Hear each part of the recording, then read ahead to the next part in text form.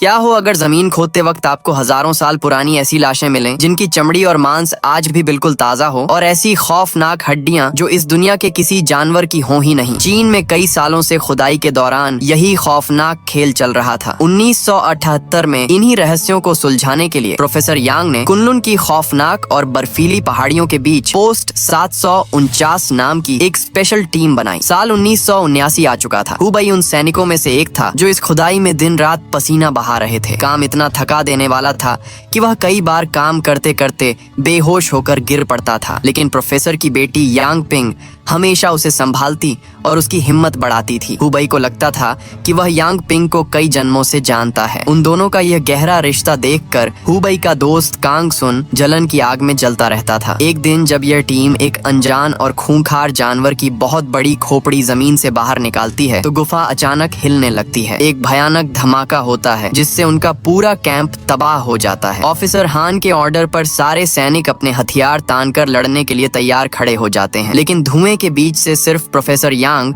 और कुछ मजदूर ही जिंदा बाहर आते हैं। इस तबाही से एक फायदा भी हुआ। पहाड़ के अंदर एक नया और रहस्यमयी रास्ता खुल गया था। इस रास्ते का सच जानने के लिए प्रोफेसर यांग के साथ एक स्पेशल टीम भेजने का फैसला किया जाता है। यांग पिंग अपने पिता की मदद के लिए तुरंत तैयार हो जाती है। यह देखकर हुबई भी साथ जाने की जिद करता है और उसे देखकर जलन में अंधा कांग सुन भी उनके पीछे पीछे चल पड़ता है। ये टीम गुफा के अंदर जाती है और उस अनजान रास्ते पर आगे बढ़ती है। वे एक बहुत बड़ी और गहरी खाई के पास पहुंचते हैं और नीचे उतरना शुरू करते हैं। नीचे जाते वक्त उन्हें अपने चारों तरफ तितली जैसे अजीब और चमकते हुए जीव उड़ते दिखाई देते हैं। वे एक बर्फीले प्लेटफॉर्म पर पहुंचते हैं जहां एक और गहरी खाई उनका इंतजार कर रही थी। वे उसमें भी नीचे उतरते हैं और एक ऐसी गुफा में पहुंचते हैं जो अजीबोगरीब फॉसिल से खचाखच भरी हुई थी। कुछ देर वहां भटकने के बाद उन्हें बाहर निकलने का एक रास्ता मिलता है जो उन्हें पहाड़ की दूसरी तरफ ले जाता है। वहां प्रोफेसर यांग हुबई को एक राज बताता है। वह कहता है कि पुरानी कहानियों के अनुसार इसी इलाके में किसी पुराने और रहस्यमयी साम्राज्य का दरवाजा मौजूद है जो एक बिल्कुल अलग दुनिया में जाता है। तभी बाकी सैनिक उन्हें बर्फ पर छपे एक बहुत ही विशालकाय पंजे के निशान दिखाते हैं। जब ऑफिसर हान और बाकी टीम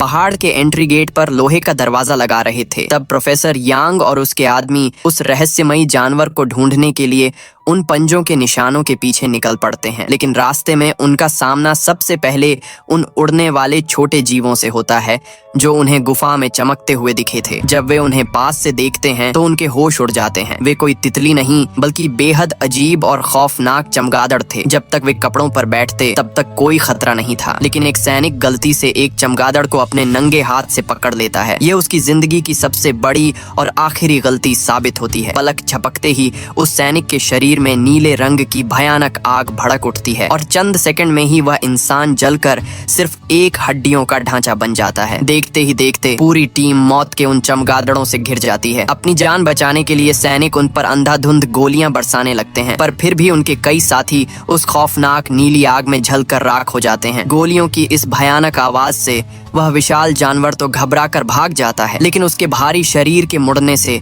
उस पहाड़ पर एक बहुत बड़ा बर्फीला तूफान आ जाता है। मौत से बचने के लिए पूरी टीम पहाड़ से नीचे की तरफ भागती है, लेकिन बर्फ का वह सैलाब कई सैनिकों को अपने अंदर दफना देता है। भागते भागते वे एक ऐसी जगह पहुंचते हैं जहां सामने मौत मुंह बाएं खड़ी थी, एक बहुत बड़ी और गहरी खाई। अब उनके पास नीचे कूदने के अलावा कोई दूसरा रास्ता नहीं था। छलांग लगाने से ठीक पहले प्रोफेसर यांग अपनी बेटी और हुबई को एक ही रस्सी से बांध देता है। वे दोनों नीचे गिरते हैं और उनकी रस्सी बर्फ के एक नुकीले टुकड़े में जाकर फंस जाती है। कुछ देर हवा में लटकने के बाद बर्फ की तेज रगड़ से रस्सी टूट जाती है और वे दोनों उस अंधेरी खाई के पाताल में जा गिरते हैं। महीनों बाद जब हुबई ट्रेन में सो रहा होता है तब भी वह यही सोचकर हैरान होता है कि उस भयानक खाई में गिरने के बाद वह जिंदा कैसे बच गया, जबकि उसके कई साथी बर्फ की नुकीली चट्टानों से कटकर मारे गए थे। जब खाई के अंधेरे में हुबई की आंख खुलती है तो उसे पता चलता है कि मौत के उस खेल में सिर्फ 4 इंसान जिंदा बचे हैं। हुबई, प्रोफेसर यांग, यांग पिंग और कांग सुन। गिरे हुए सामान में से काम की चीजें उठाने के बाद ये छोटी सी टीम मशालें जलाकर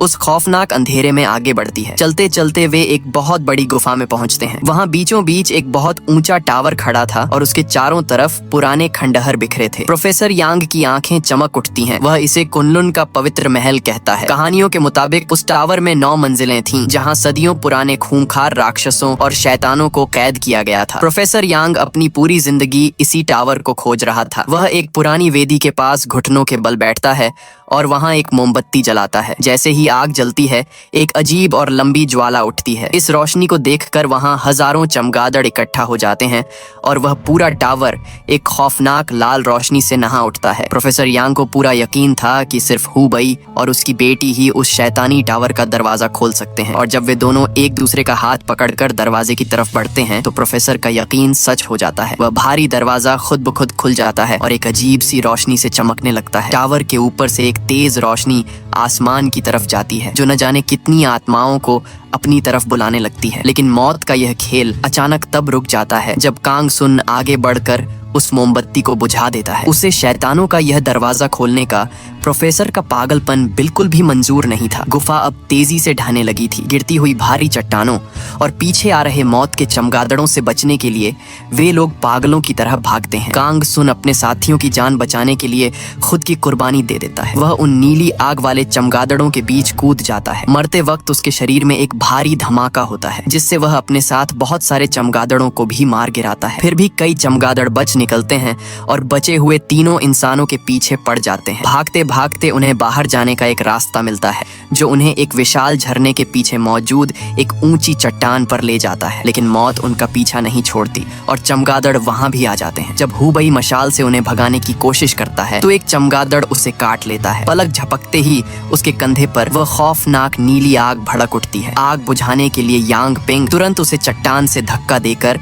नीचे पानी में गिरा देती है और फिर वह और प्रोफेसर भी जान बचाने के लिए पानी में कूद जाते हैं। पानी के अंदर हु बई और यांग पिंग एक दूसरे का हाथ पकड़ लेते हैं, लेकिन तभी एक बहुत बड़ा और खूंखार मॉन्स्टर वहां आता है और उन्हें अलग कर देता है। वह मॉन्स्टर यांग पिंग को अपने खौफनाक जबड़े में दबाता है और अंधेरे में गायब हो जाता है। यांग पिंग को खोने के बाद हु बई पूरी तरह टूट जाता है। वह तैर कर बाहर आता है और उस जमा देने वाली ठंड में किसी तरह अपने बेस कैंप पहुंचता है। वहां ऑफिसर हान उसे एक बुरी खबर देता है। वे बताते हैं कि उन्हें टीम के सभी लोगों की लाशें मिल चुकी हैं, सिवाय यांग पिंग और प्रोफेसर के। इसका मतलब था कि उस खौफनाक सफर से जिंदा लौटने वाला हु बई इकलौता इंसान था। हिम्मत हारकर हु बई अपने घर लौटने का फैसला करता है। ट्रेन के सफर में उसे बार बार अपना मरा हुआ दोस्त कांग सुन अपने पास बैठा नजर आता है। जब उसका यह वहम टूटता है तो वह दुख से भर जाता है। हु बई एक छोटे स्टेशन पर उतरता है जहां उसका नया बॉस मिस्टर वांग उसे लेने आता है। हु बई अब मिस्टर वांग की लाइब्रेरी में काम कर रहा था। एक दिन मिस्टर वांग उसे खाना खिलाने एक रेस्टोरेंट में ले जाते हैं। वहां हु बई अपने बचपन के दोस्त वांग कैक्सुआन को काम करते देखकर पूरी तरह चौंक जाता है। हु बई को शक होता है कि मिस्टर वांग का उसे इस रेस्टोरेंट में लाना कोई इत्तेफाक नहीं था। लाइब्रेरी में काम करते हुए हु बई के हाथ प्रोफेसर यांग की रिसर्च की एक पुरानी किताब लगती है। उस किताब में उसी खौफनाक टावर की तस्वीर बनी थी। यह देखते ही हु बई का दिमाग घूम जाता है। उसे समझ आ जाता है कि उस शैतानी टावर का दरवाजा खोलना ही प्रोफेसर का इकलौता मकसद था, और प्रोफेसर को हमेशा से मालूम था कि यह काम सिर्फ हु बई और यांग पिंग ही कर सकते हैं। इसी बीच पोस्ट 749 पर खोजकर्ताओं के हाथ बर्फ के नीचे दबा एक ताबूत लगता है, जिसके अंदर एक जिंदा औरत मौजूद थी। वह हुबहू यांग पिंग जैसी दिख रही थी, लेकिन अपना नाम शर्ली बता रही थी। उसके पास कुछ अजीब और रहस्यमयी शक्तियां थीं, जिन पर उसका अपना कोई कंट्रोल नहीं था। सबसे हैरानी की बात यह थी कि उसे यांग पिंग के बारे में कुछ भी याद नहीं था। खतरे को देखते हुए वे लोग उसे एक कमरे में बंद कर देते हैं और उस पर कड़ी नजर रखते हैं। उधर हु बई लाइब्रेरी में प्रोफेसर यांग की लिखी और भी किताबें ढूंढ निकालता है। अपने दोस्त वांग कैक्सुआन की मदद से वह उन पुरानी कहानियों में पूरी तरह डूब जाता है और महीनों तक उन्हें पढ़ता रहता है। उसे एक चौंकाने वाला सच पता चलता है कि शैतानों की दुनिया में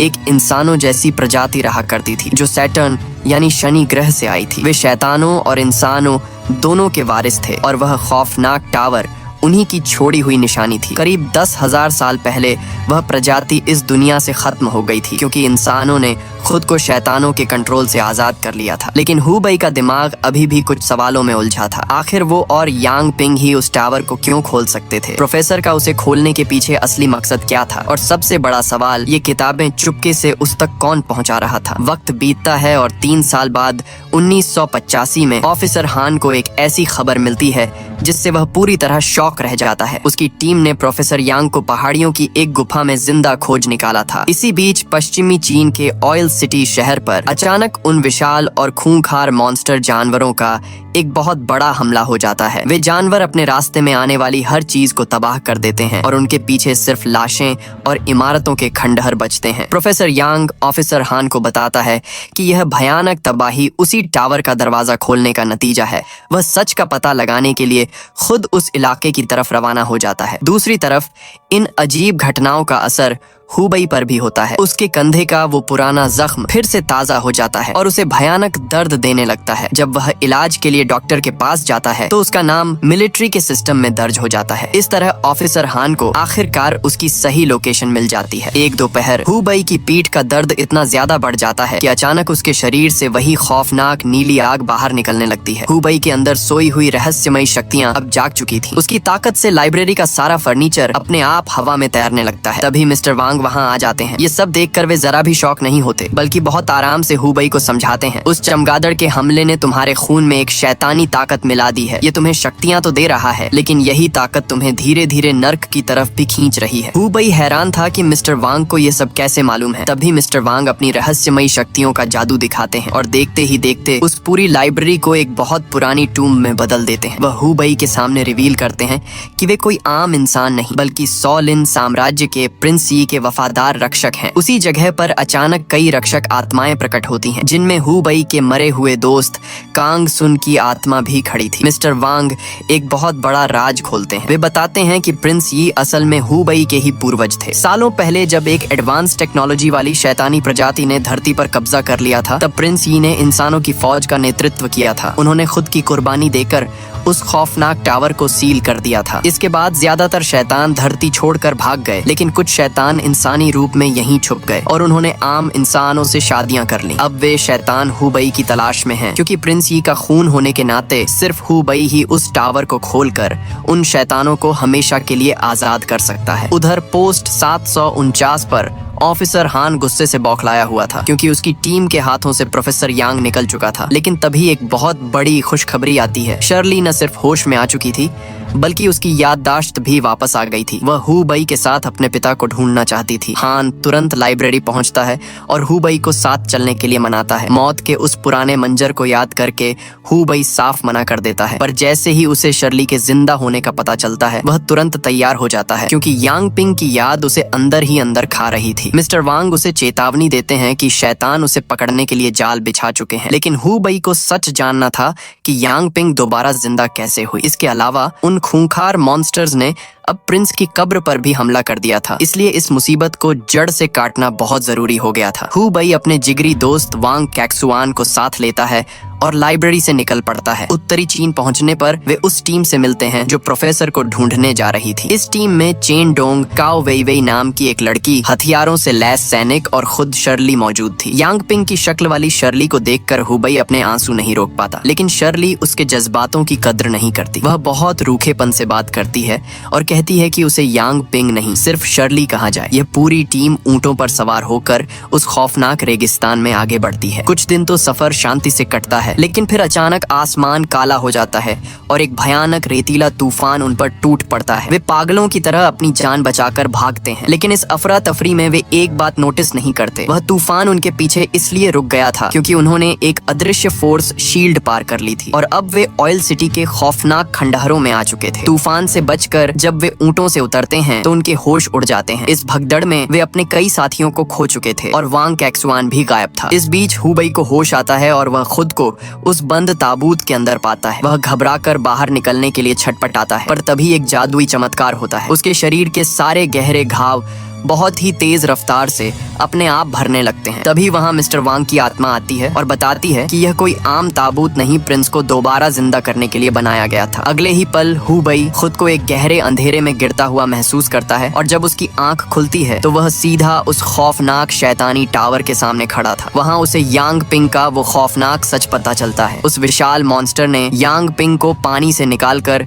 सीधा उस टावर की शैतानी आग में झोंक दिया था। उस आग ने यांग पिंग के शरीर को शैतानों की रानी के लायक बना दिया था। अब शर्ली के रूप में वही शैतानी रानी सारे मॉन्स्टर्स को कंट्रोल कर रही थी और उन्हें शहर तबाह करने के आदेश दे रही थी। मॉन्स्टर के जाने के बाद हु बई टावर के करीब जाता है और रानी की आत्मा से यांग पिंग को आजाद करने की मिन्नतें करता है। पर रानी खौफनाक हंसी हंसते हुए कहती है कि यांग पिंग ही उसकी असली वारिस थी, इसलिए टावर का दरवाजा सिर्फ वही खोल सकती थी। वह यांग पिंग का शरीर छोड़ने से साफ मना कर देती है और हु बई को ताना मारती है, अगर तुमने मुझ पर हमला किया तो मेरे साथ साथ तुम्हारी यांग पिंग भी हमेशा के लिए खत्म हो जाएगी। हु बई कसम खाता है कि वह यांग पिंग को बचाने का कोई रास्ता जरूर खोज निकालेगा। रानी को यह मौत का खेल मजेदार लगता है और वह हु बई को वापस शहर के खंडहरों में फेंक देती है। शहर में वापस आते ही हु बई देखता है कि एक खूंखार मॉन्स्टर उस बस को फाड़ रहा था जिसमें उसके दोस्त छुपे थे। हु बई तुरंत अपनी गन निकालता है और मॉन्स्टर को मार गिराकर अपने दोस्तों को आजाद करा लेता है। मॉन्स्टर्स अब हर तरफ से हु बई की तरफ बढ़ रहे थे, पर शर्ली को टावर का दरवाजा खुलवाने के लिए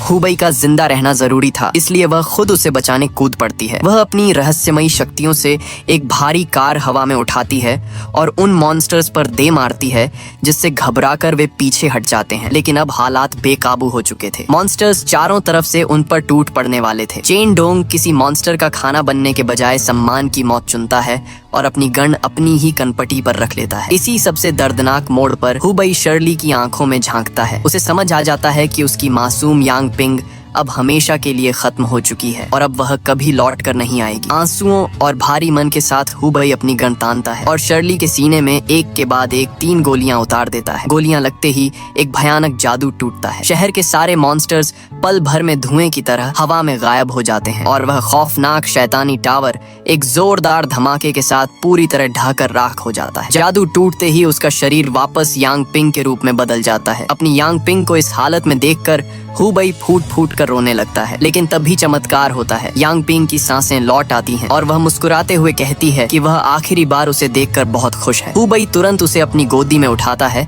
और उसे पूरी तरह ठीक करने की उम्मीद में वापस प्रिंस के उस जादुई ताबूत के पास ले जाता है। वह उसके साथ उस ताबूत के अंदर लेट जाता है। जैसे ही हु बई अपना माथा उसके माथे से मिलाता है, उसे यांग पिंग की पुरानी यादों का एक जादुई विजन नजर आता है। उसे पता चलता है कि यांग पिंग के पास बचपन से ही कुछ जादुई शक्तियां थीं, जैसे मरे हुए जीवों में जान डालना, लेकिन उसकी माँ ने उसे इन शक्तियों को दुनिया से छुपाने को कहा था। यांग पिंग को सच्चाई का एहसास तब हुआ जब उसने अपनी ही माँ को उस खौफनाक नीली आग में जलते हुए देखा। असल में उसकी माँ इंसानी रूप लेने वाले उन्हीं शैतानों के वंश से थी, जिन्होंने एक आम इंसान से शादी करके दुनिया में पनाह ली थी। यही सबसे बड़ी वजह थी कि प्रोफेसर यांग अपनी पूरी जिंदगी उस टावर को खोजने में लगा रहा, ताकि वह अपनी बेटी को इस शैतानी किस्मत से बचा सके। उस खौफनाक गुफा की गहरी खाई में गिरने के बाद भी वे सब मरे नहीं थे, बल्कि यांग पिंग ने ही अपनी जादुई शक्तियों से उन सबको दोबारा जिंदा किया था। इस जादुई विजन के टूटने से ठीक पहले यांग पिंग हु बई से अपने प्यार का इजहार करती है और एक आखिरी वादा मांगती है कि वह उसके पिता को ढूंढना कभी नहीं छोड़ेगा। हु बई रोते हुए उसकी इस आखिरी इच्छा का सम्मान करता है। इसके बाद वह अपनी बची हुई टीम के साथ ऊंटों पर सवार होता है और उस शापित रेगिस्तान से बाहर निकल जाता है अपने एक नए मिशन की तरफ बढ़ने के लिए। और दूर एक ऊंची पहाड़ी से एक खूंखार और विशाल मॉन्स्टर खामोशी से उन सबको जाते हुए देख रहा होता है। इसी सस्पेंस के साथ यह कहानी यहीं पर खत्म होती है। आपको यह वीडियो कैसी लगी कमेंट में जरूर बताएं और चैनल को सब्सक्राइब करना न भूलें। मिलते हैं अगली वीडियो में, तब तक के लिए गुड बाय।